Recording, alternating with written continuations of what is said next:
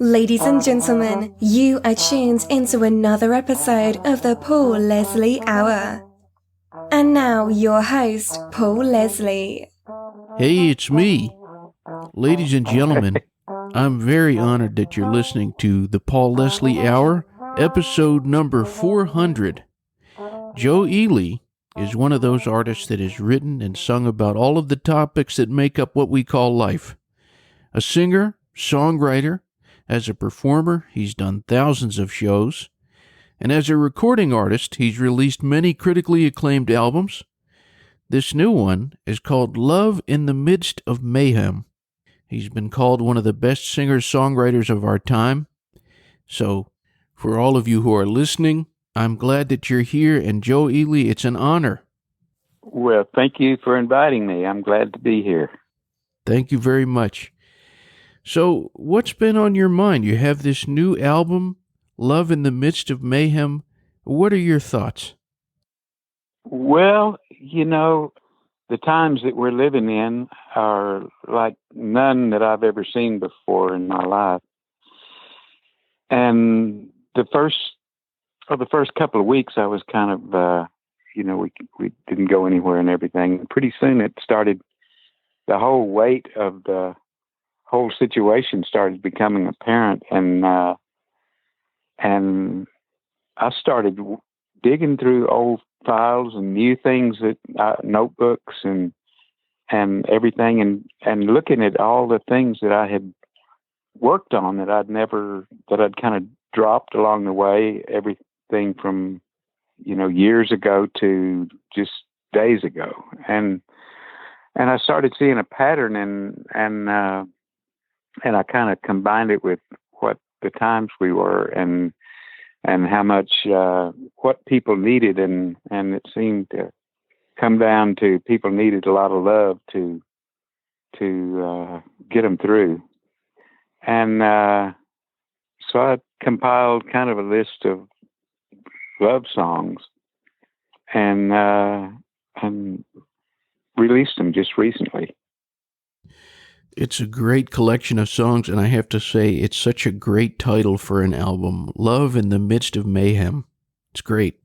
Yeah, we wanted to find some words that kind of told about the times, and the word mayhem has always been a mystery to me because it, just looking at the word, it's spelled differently than a little differently than you think it would be, and then the definition of it can be really broad, and since it's a global situation we're in, I thought the word mayhem really fit with the times. I should tell all the listeners out there, this is it's a nice number. This is episode 400, and this was something that was not planned at all. It was a coincidence, but every 100 episodes, the guest has been from Texas. For example, number 1 was Willie Nelson. Let's see. Oh, wow. I can remember episode number 200 was Billy Joe Shaver. Number 300 was Robert Earl Keen. And now we have you, a man from Texas. What does Texas mean to you? Well, the first thing I think of is space. It's when I kind of grew up, I always kind of felt like I needed to fill up that space. And the best thing to fill space up with, and where I was growing up, was Texas. And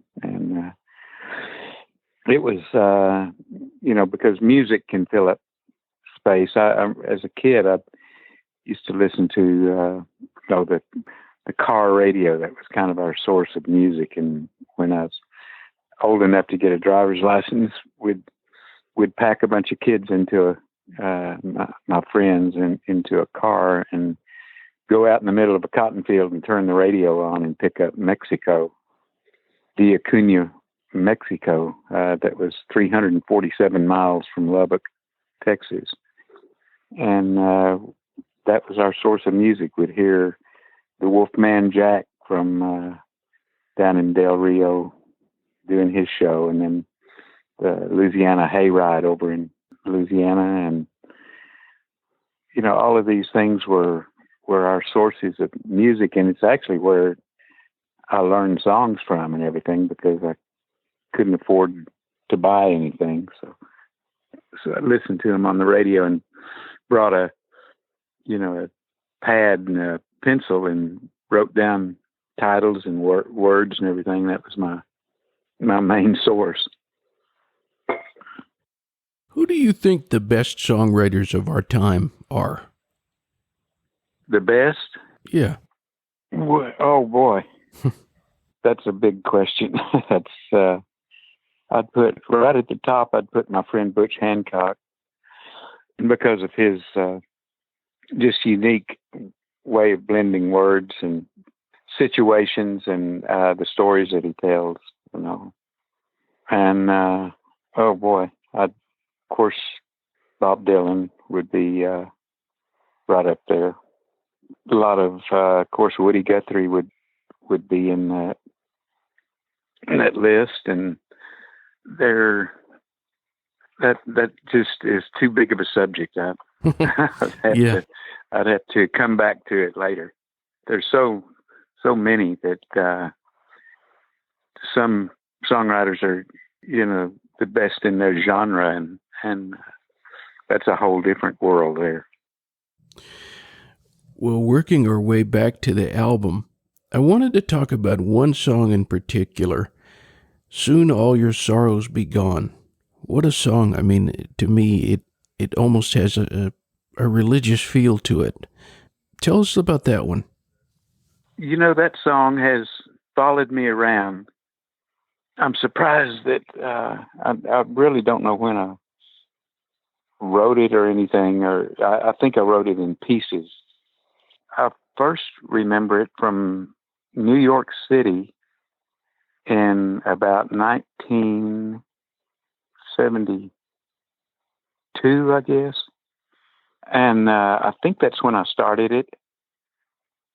And I was living in old downtown, the old Astor Place Theater and Joseph Papp's Festival Theater. I was living in a prop room in New York and at the Astor Place Theater, and came up with just kind of a sketch of that song and carried it with me and added and subtracted all the way to this present day.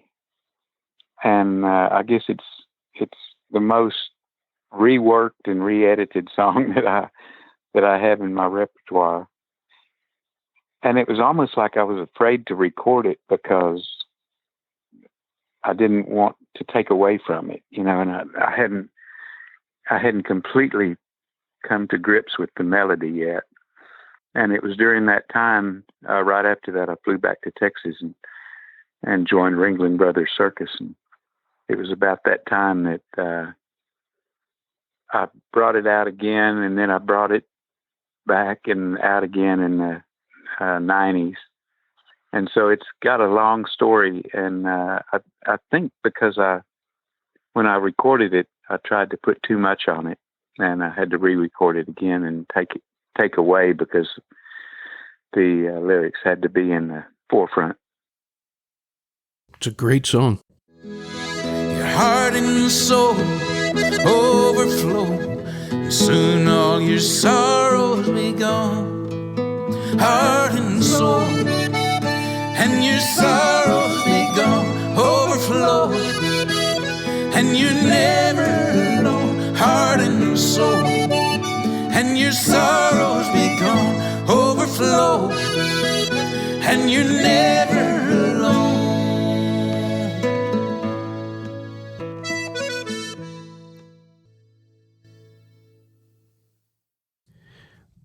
So is it starting to feel normal, this time we're in, this isolation? Have you started to adapt to it at all?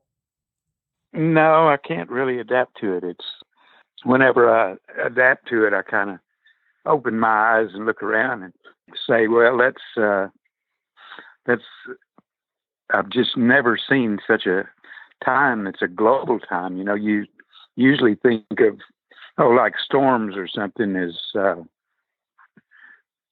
they come and they go, but this, because it's everywhere, that's the hard part to wrap your arms around. So yeah, it just kind of took over silently, and now it's, I guess I'm about to realize what it is, but I think working on this album, I think that made me get a little better grip on it all. Well, apart from working on the album, has there been any one thing that has helped you get through, has helped you somewhat adapt to the current climate of what's going on? I think it's working on music, finishing songs that I started a couple of years ago. But I believe that working on music is what has really kind of saved me from going completely batty,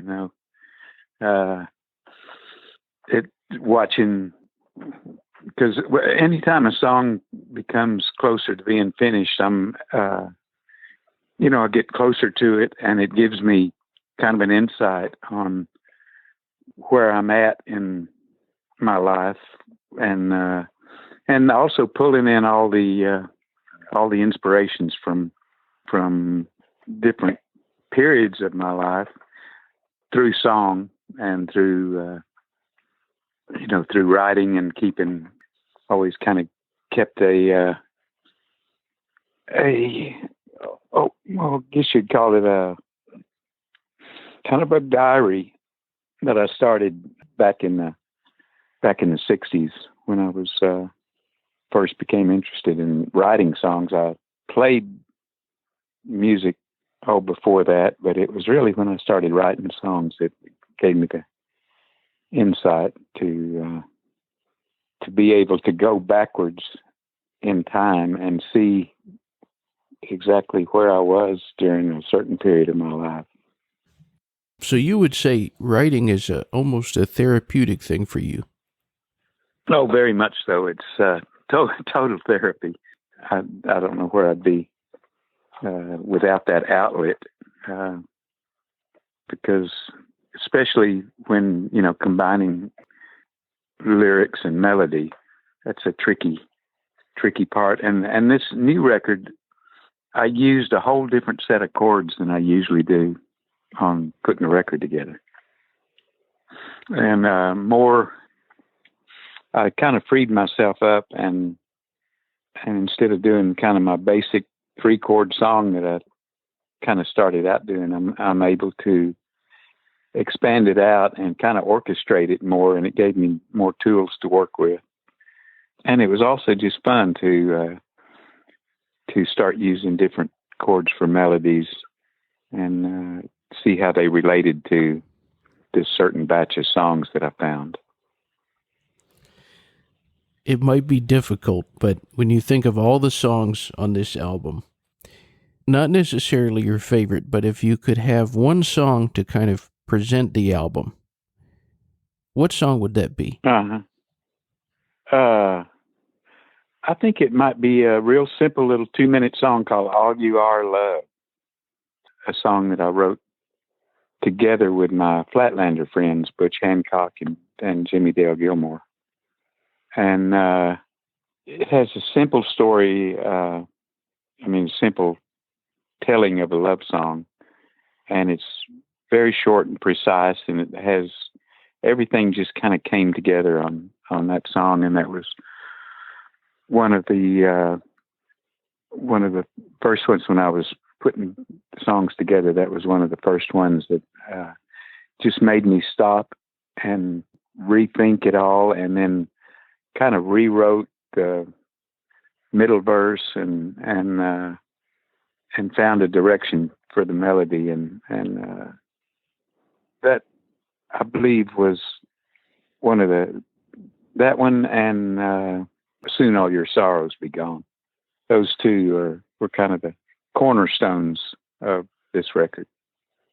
It might not mean much to you, babe, but it means the world to me. Just a simple touch of your hand tells me what love can be. In moments like this, when you are near and I can see so far, whatever you say, whatever you see, I love you for all you are. All you see, all you feel, all you are, love.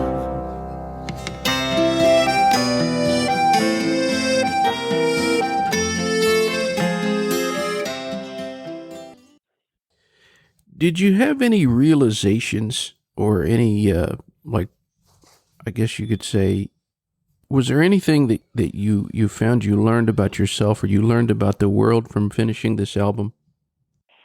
Yeah, I think the record just helped me personally overcome the fear that is all around us right now with this global I call it a global pandemic, but it made inconvenience to everyone in a huge degree and now killing millions. So, I think just stopping in my tracks and realizing all of that helped me overcome the fear, because all of a sudden here was something that I could share with my friends and my family. And, I think that took me over that wall of fear and open me up to where I could,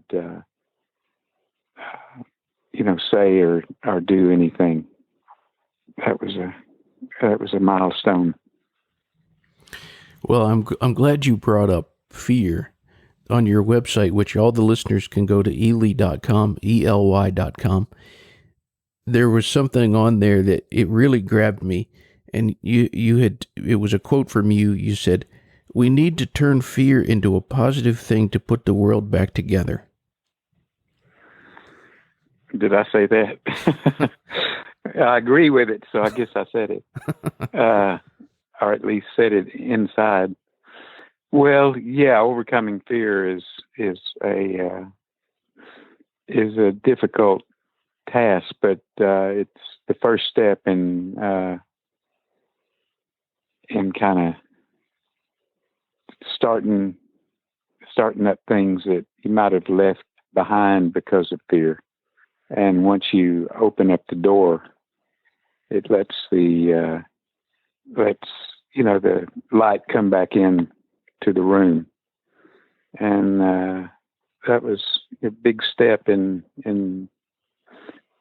actually selecting the songs for this record, and then sitting down and placing the ideas and replacing some of it. I had to replace. But yeah, it's been a process, and I'm already starting on the next record from this series. Been spending the last week or so, ever since I finished the Love record, I've been gathering other songs that finishing them lyrically. Wow. So I guess it. I've kind of found an outlet, and I'm hanging on to it, and then letting it go when it's ready. You're really making the most of things. Trying to, because otherwise I don't know what I'd do. Well, once this self-isolation thing is over with, what are you most looking forward to? Well, I think just see it. It's a big, huge lesson for all of us that we kind of have to live in the present tense because that's all we have. Well, this time that we're in now makes us realize that no matter what's going on, anything can happen at any time. And just to kind of the old way of the Buddha, just breathe through it, and everything will change, and all times will pass. For anyone who listens to this album, Love in the Midst of Mayhem, is there something that you want them to get from the experience in particular?